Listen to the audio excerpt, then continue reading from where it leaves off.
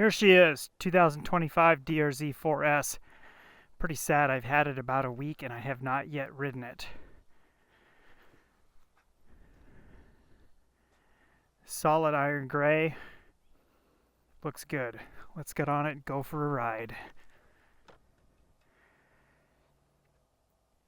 2 miles. I topped off the gas. I filled the gas all the way up to the bottom of the little metal ring inside. So I'm going to get some break-in miles riding around town, so I'm kind of curious what kind of mileage it gets doing that kind of riding. I have a little hour meter here that I just installed. It's also a tachometer.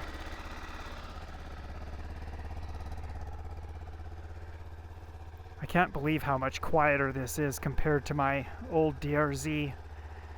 I don't have any immediate plans to sell my old DR-Z. There's a couple of features about it that this one does not have, which the instrumentation.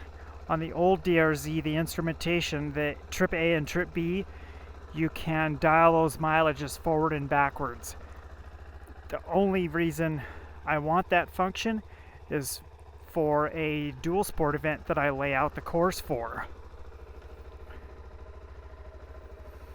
If I miss a turn, I can go back to my last known spot on the roll chart, or if I'm mapping out a new section midway through the course, which I do quite a bit. Sometimes I'll ride a given section one day and then I'll decide, okay, well, I don't want to do all of the route up to that point, so I shortcut and then map out a different segment, and then I get to that known spot on the route, and then I can dial my trip meter to whatever, the exact mileage.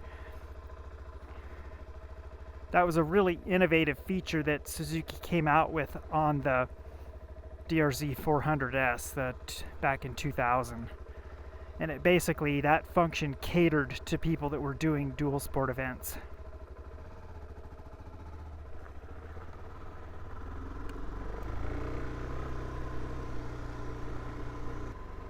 So 2 miles, I'm going to shut the camera off and I'll catch up with you just a mile or two up the road. Alrighty, we are at 3 miles now. I'm in 5th gear, 35 miles an hour. That was kind of a little bit of a too high of a gear for that speed. Yeah, it is.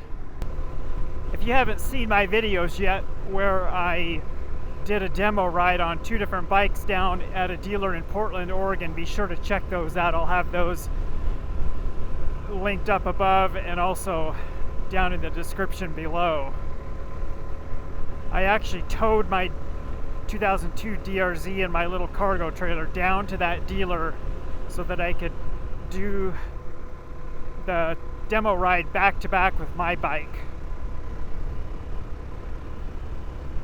And it was a pretty eye-opening experience being able to do that. That was, I think it was April 12th, and here we are, May 26th. So, like I mentioned before, I've had my bike a week.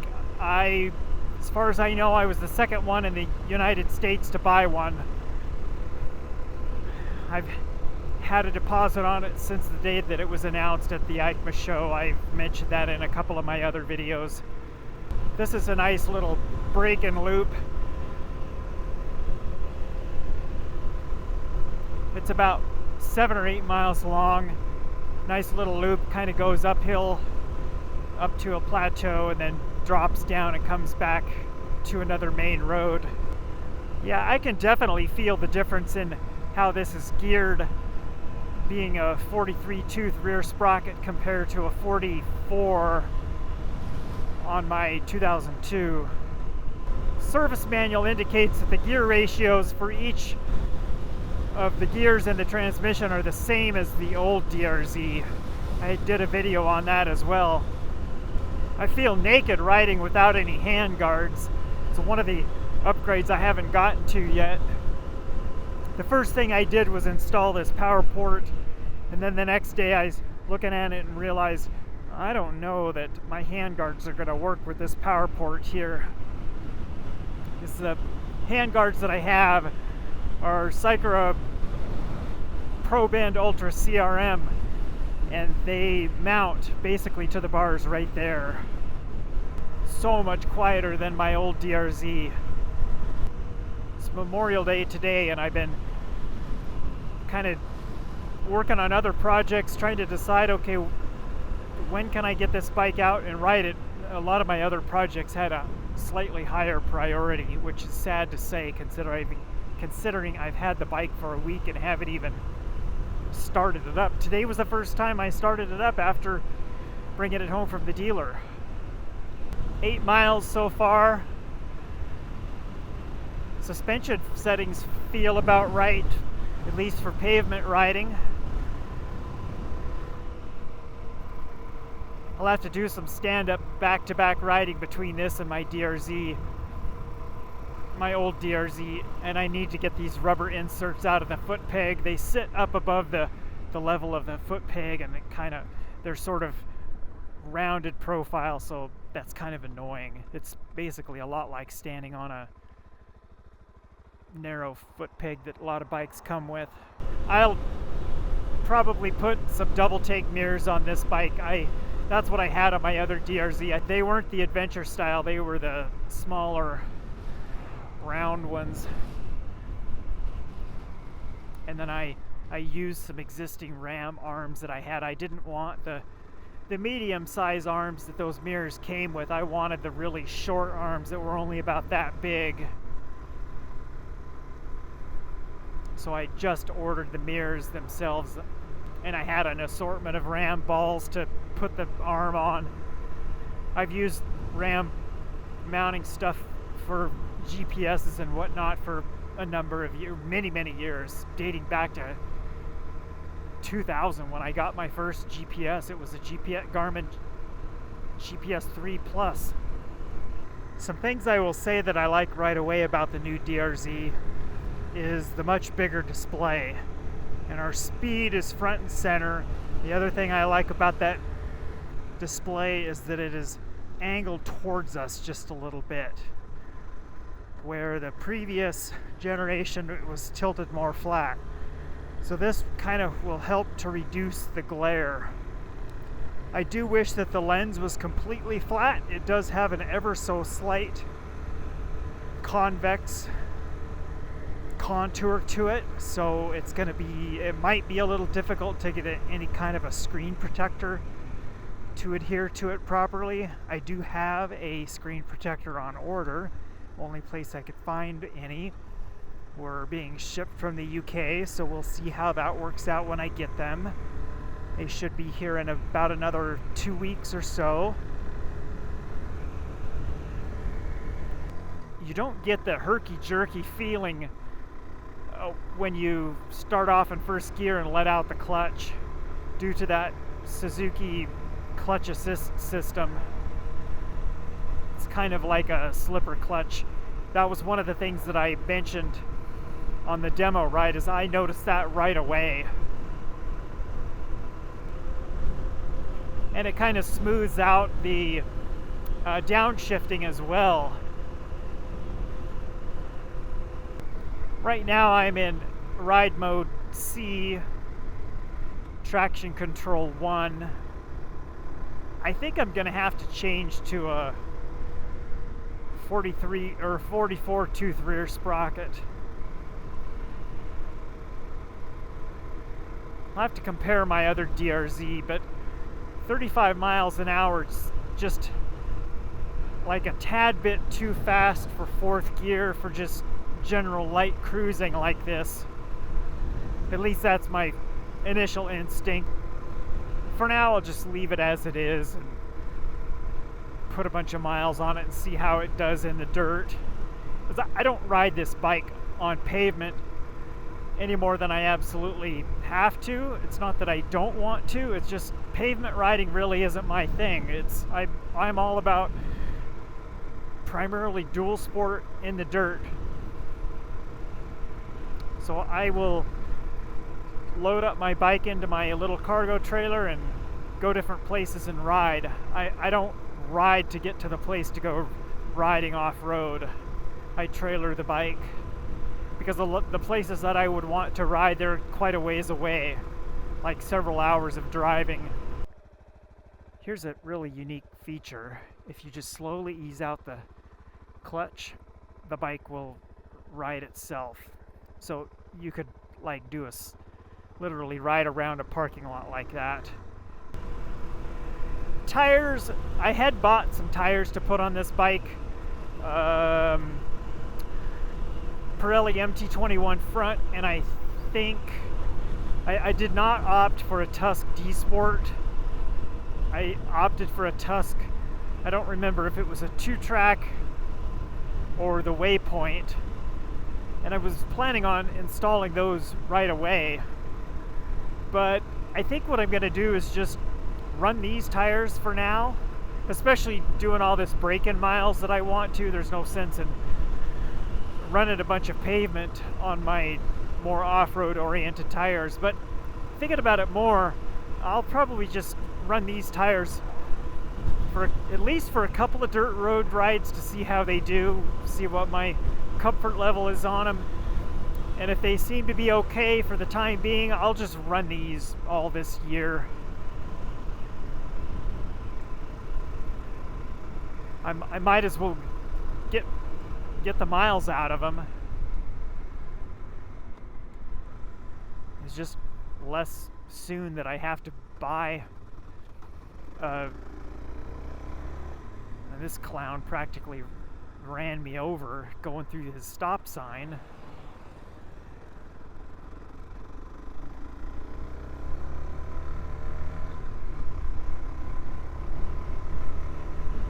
Yeah, so I'll get my money's worth out of these tires. I mean, not that I spent anything on them, but no sense in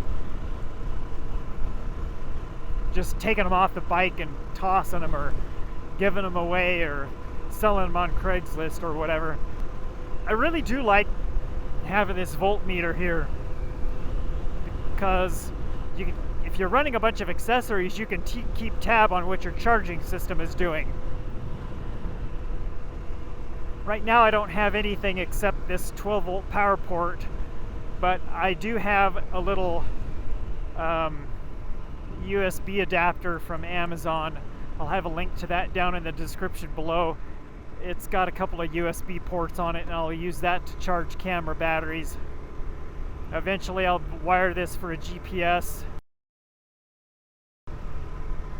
After I get a few more rides on this, I'll hop on my old school DR-Z and ramble about the gearing and shifting it at given speed on it too. I have that back at stock gearing. I switched back to that last year. I went back to 1544. Maybe it was the year before.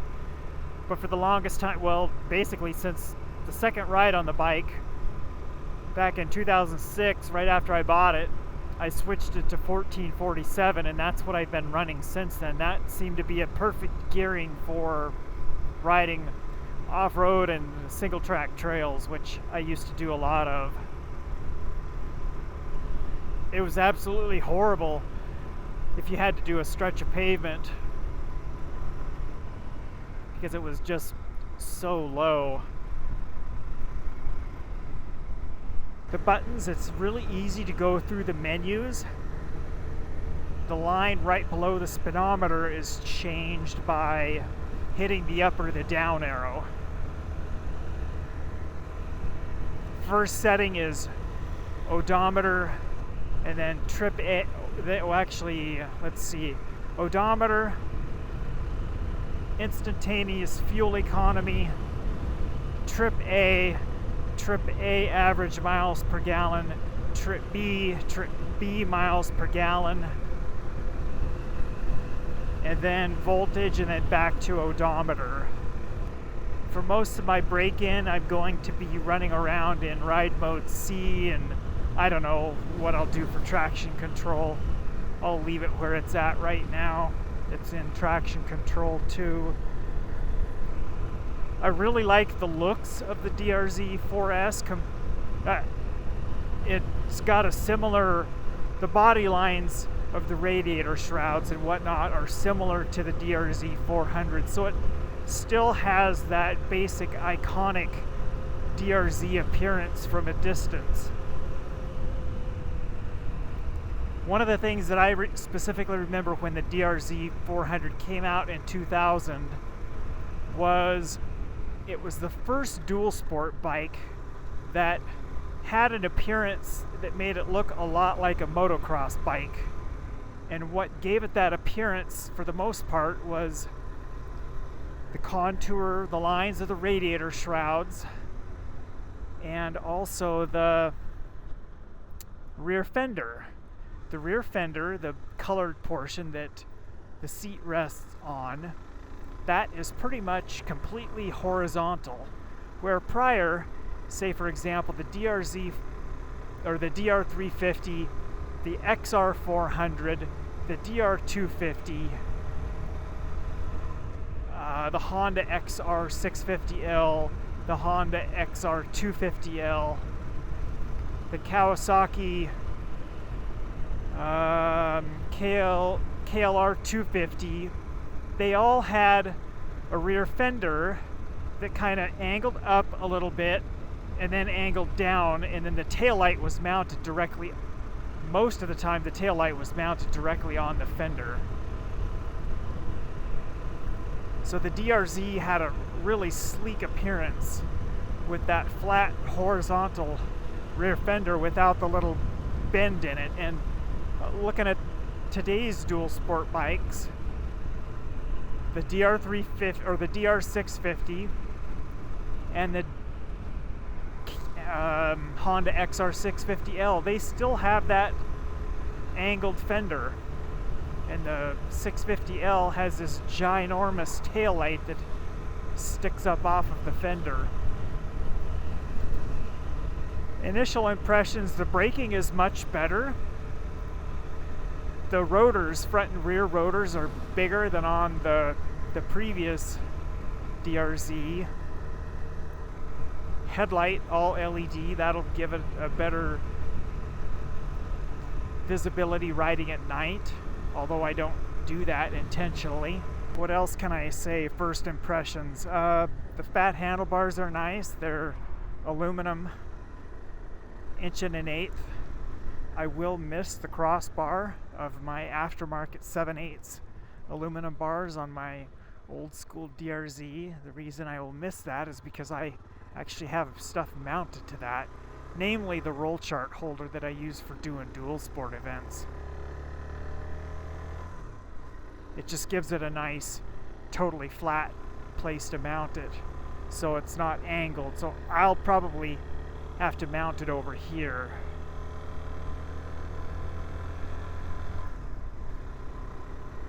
Nice evening for a ride. Horn button's definitely easier to feel. Let's try the braking up here. So I'm 5th gear, 45 miles an hour.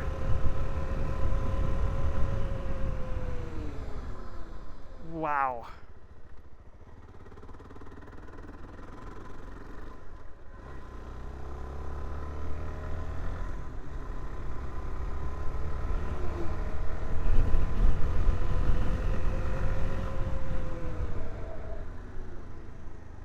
Okay, so why did my rear lock up? It shouldn't have done that.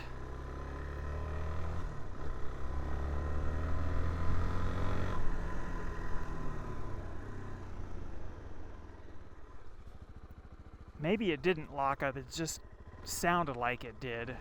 Let's try that again.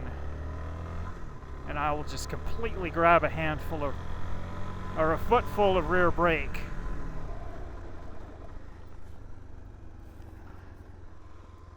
I don't know, that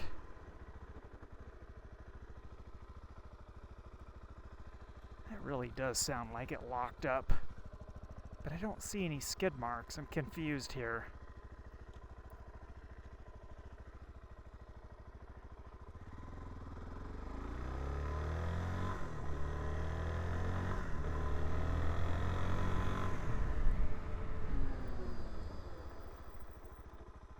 Dang. That is some serious braking.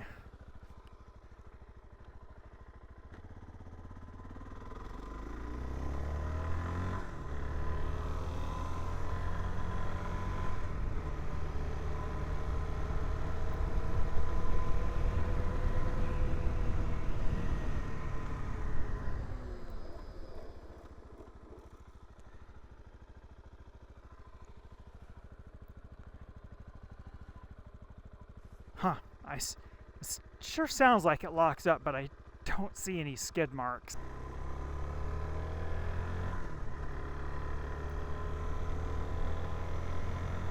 Tires, let's talk about those. The original DR-Z had Bridgestone trail wings, and those were really sketchy tires in the dirt. They gained the nickname on Thumper Talk forum, which back in the day was the biggest DR-Z community online. They gained the nickname of the Death Wings because if you were crazy enough to run those tires in the dirt, they were sketchy, and that's why people called them the Death Wings. These are IRC. They're definitely going to be a better tire in the dirt than the Bridgestone Trail Wings. I will probably just ride these a time or two in the dirt, see how they are, and then decide if I want to change them out. If they suit me fine the first few rides, then I'll just run them till they wear out. Other initial impressions, I like the seating position. This is very similar to the previous generation DR-Z. I've got a nice upright stance, and my knees aren't bent as much as they are on my previous dual sport bike long before the DR350, or long before my DR-Z, which would have been my DR350. And same with the two KTMs that I've had. On both of those KTMs, I feel just a little bit more cramped because my legs are bent just a little bit more. And on a long day of riding, it kind of wears on me after a while. It's generally not that big of an issue on my current KTM because I trail ride it a lot, so I'm standing up a significant amount.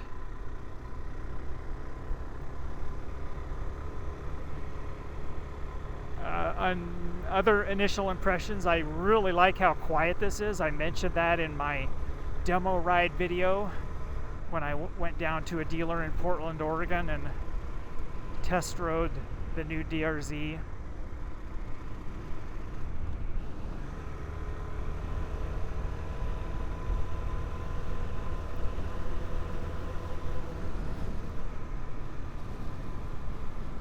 I like the wide foot pegs. I still need to think about pulling those rubber inserts out, but I actually measured these foot pegs compared to the IMS foot pegs that I've been running on my other DR-Z, and they are within 1/8 of an inch of that width. Actually, they're about 1/8 to 1/16 of an inch of the same width.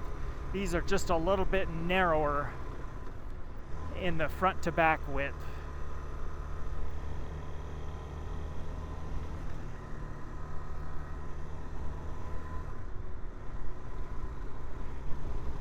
So I won't have any real need to switch to wider foot pegs.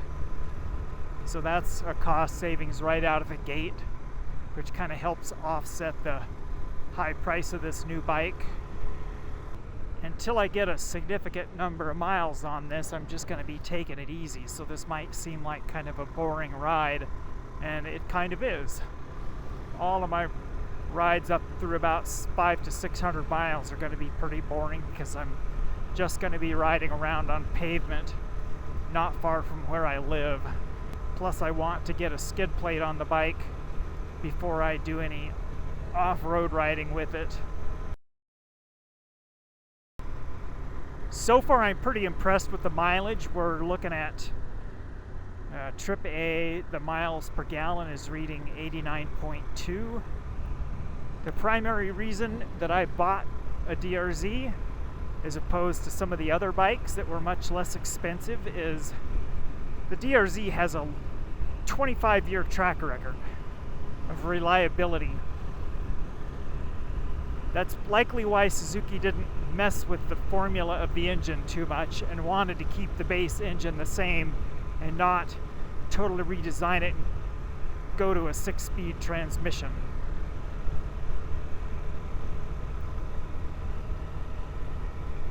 And I've always liked the less leg bent position of my knees.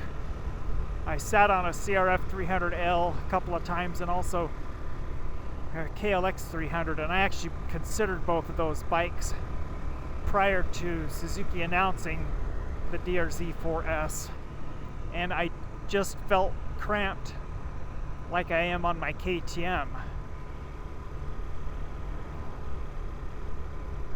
So last year I gave up on the idea of the CRF or the KLX. I kind of just concluded in the back of my mind that someday Suzuki will come out with something to replace the DR-Z400.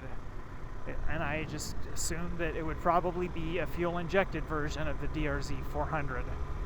Granted, it changed a lot more than I expected it to, or expected that it ever would. A nice upgrade on this rear braking system is the different rear master cylinder.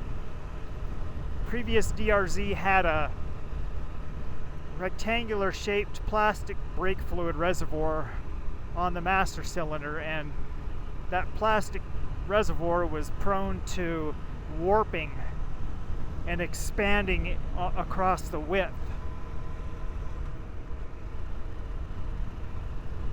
And if it expanded enough, it's possible that the brake fluid would leak. Mine expanded quite a number of years ago, but it never did leak. And finally, probably 2 years ago, I replaced that reservoir because it is a replaceable part that you can order separate from the entire rear brake master cylinder. I do like the big LED turn signals. They do have a little bit of flex to them. At least the front ones, I can feel a little bit of flex and some give. So I think that just probably wraps up my first ride impressions. I kind of shared a lot of first ride impressions when I did the demo ride. So if you haven't seen those, be sure to watch those two. I actually hauled my old DR-Z down to the dealer, rode it first and got wet doing it, and then rode the yellow DR-Z and then the gray one. So anyway, let's end this first ride video here. Be sure to like, subscribe, comment. Any questions you have, drop those in the comments below. I'll try to answer them. I do read all of the comments. A lot of comments yet I still have not answered from a few previous videos because I'm kind of working on the idea to come up with a Q&A video, and some of those questions are pretty detailed, and I'll answer those questions in that video. So this is going to be an action-packed summer riding this bad boy. Anyway, thanks, and we'll see you in the next video.